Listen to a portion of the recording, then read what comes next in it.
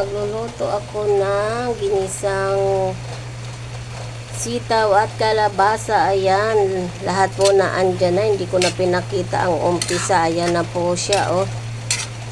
Malapit nang maluto. Ayan, yan po ang ating pananghalian, panghapunan, pwede rin po. Ayan.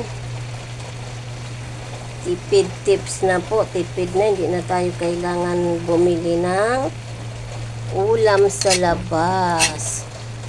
Ayan. May pangbaon na, may pananghalian pa mga idol. Ayan, okay na, luto na yan. Siyempre, ayan, may palaman tayong isa. Ayan, ginisang kalabasa at sitaw for lunch po. Ayan, siguradong masarap po ito. Ayan, tapos na tayo. At mayroon din po tayong, ayan, pagka may gulay, kailangan natin may pritong bangus na binabad sa suka. Ayan, masarap po ito dyan pang partner. Ayan, ayan, boneless po yan. Pinatanggalan na rin po ng buto para madali. Ayan, wow. Wow, wow, wow. Ayan, babad na po yan. Ready to fry na po yan mamaya. Pagkakain na. Ayan po, wow, ganda.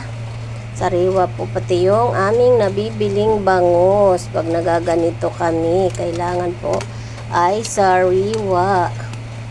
Yan, kita nyo naman po, boneless po yan. Lambot niya.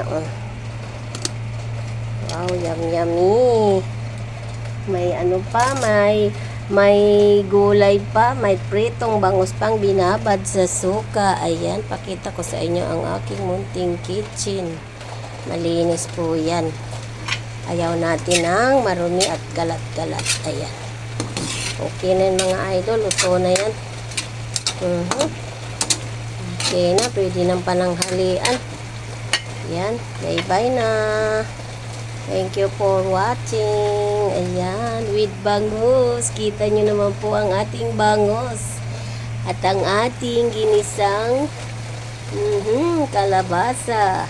Balikan natin si bangus. Ayan, reels pa more. Thank you for watching. God bless po. Ingat po tayong lahat. Sarap ng aking ginisang gulay na kalabasa today. Ayan. At ayan pa. Wow.